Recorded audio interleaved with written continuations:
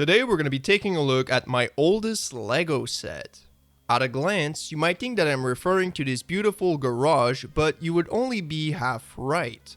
You see, this lovely set is actually a remake of an older set.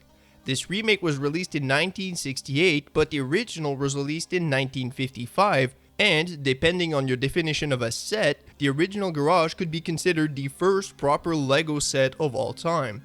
Unfortunately, I don't have the original because it's stupidly rare and expensive. But, to be fair, this remake from 1968 is just as cool and just as good as the original.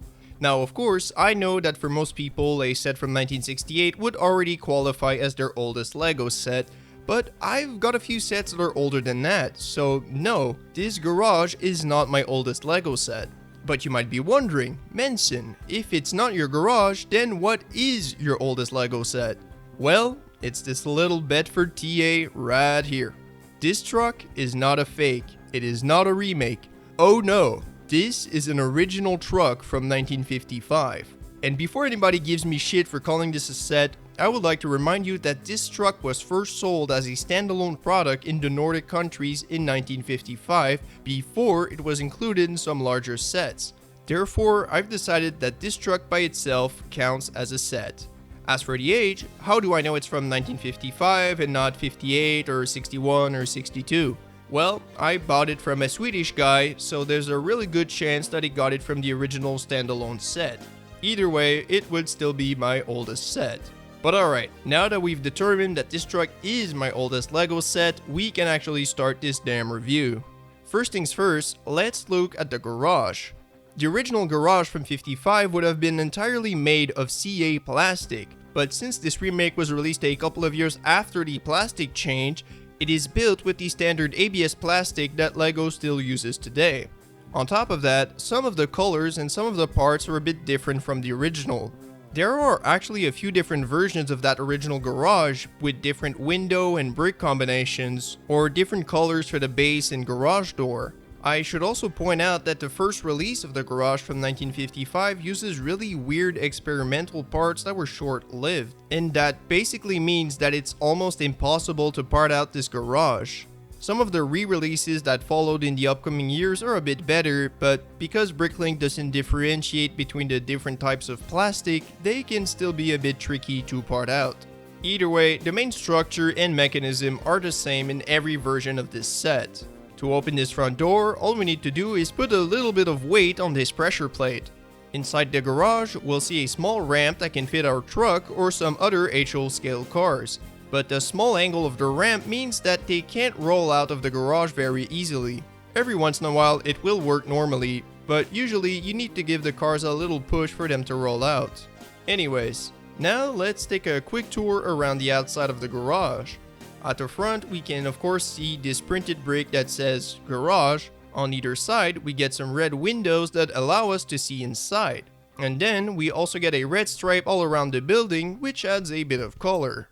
Now, let's talk about the truck. I mentioned it earlier, but this truck is made in HO scale, which is 1/87th. Oh, and by the way, I know the name HO comes from Germany, where they call it H0 because it's supposed to be half of the zero scale, so the correct way to pronounce HO would be H0 or H0, but I don't care.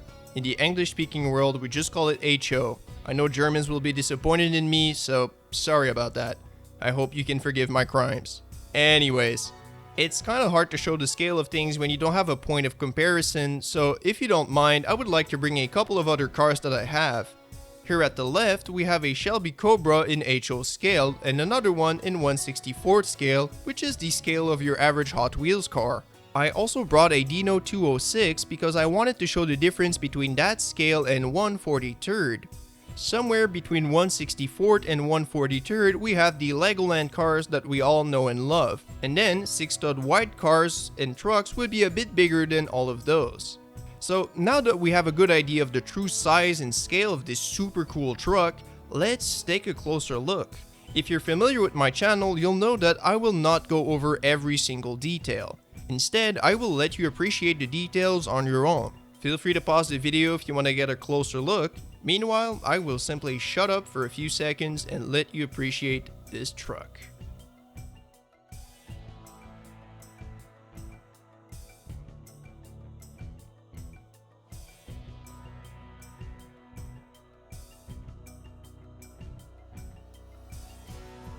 Alright fellas, I am back from the dead.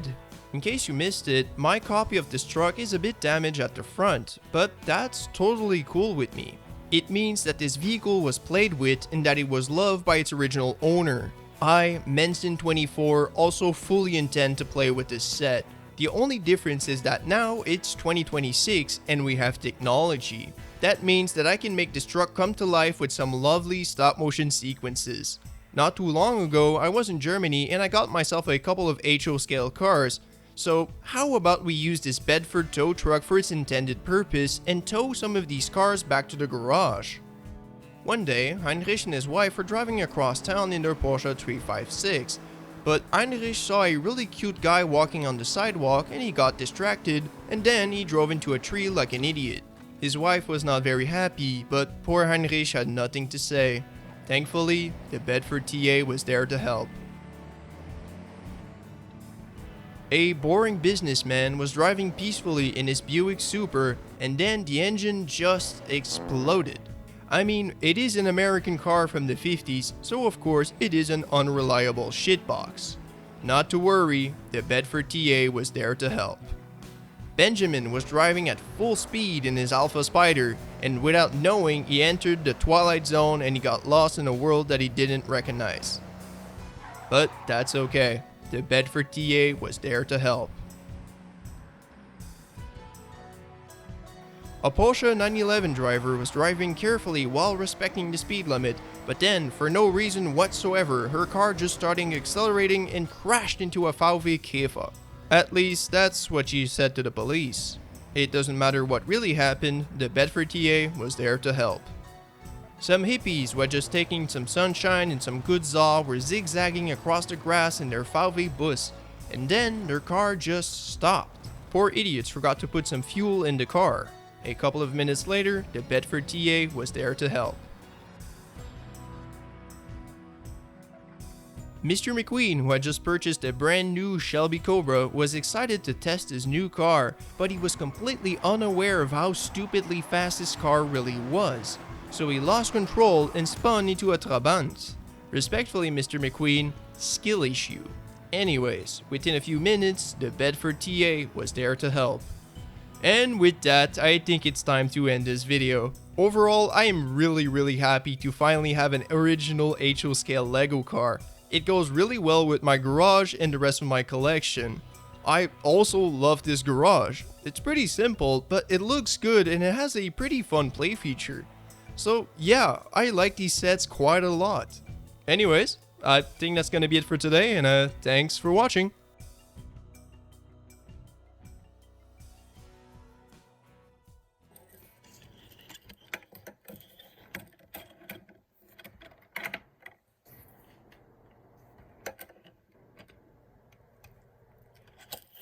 What?